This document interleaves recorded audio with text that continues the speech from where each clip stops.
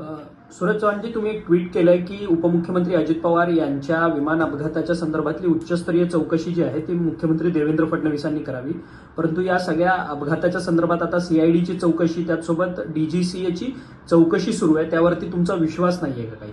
नाही, माझी महाराष्ट्राच्या मुख्यमंत्र्यांना विनंती आहे की अजितदादाच्या अपघाताची चौकशी ही महाराष्ट्रातल्या आणि देशातल्या यंत्रणेकडून तर व्हावीच, पण आंतरराष्ट्रीय यंत्रणेकडून सुद्धा व्हावी. त्याचं कारण महाराष्ट्रातल्या जनतेच्या मनामध्ये आज अजितदादाचा अपघात नसून घात झालेला आहे हा प्रश्न सगळ्या जनतेला पडलेला आहे. त्याचबरोबर आज सगळेजण या दुःखात आहेत की इतका मोठा नेता आपल्यातून सोडून गेलेला आहे. खरं तर देवेंद्रजीचे त्यांचे संबंध सुद्धा खूप जवळचे होते.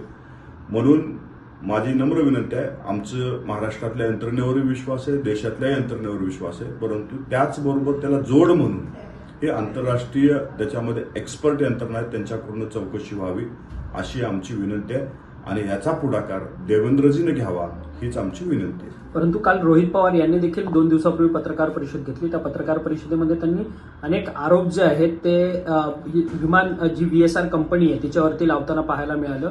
खरं तर VSR कंपनीच्या निष्काळजीपणामुळेच अजित पवारांचा दुर्दैवी मृत्यू झाला अशा पद्धतीचा एक तर्क जो आहे तो रोहित पवार लावताना पाहायला मिळतात. या प्रकरणाची सखोल चौकशी झाली पाहिजे.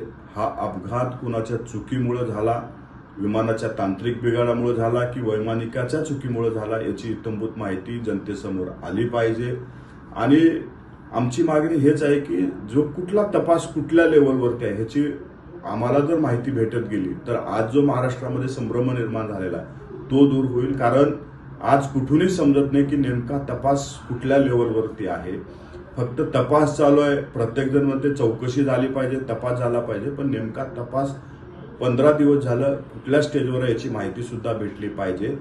रोहितदादा काय बोलले यापेक्षा महाराष्ट्राच्या जनतेच्या मनात, राष्ट्रवादी काँग्रेस पक्षाच्या कार्यकर्त्याच्या मनात हेच आहे की हा घात आहे की अपघात आहे याची चौकशी झाली पाहिजे. VSR या कंपनीवरती सुद्धा गुन्हा दाखल झाला पाहिजे, त्याच्या मालकाची सुद्धा चौकशी झाली पाहिजे या मताचे आम्ही आहोत.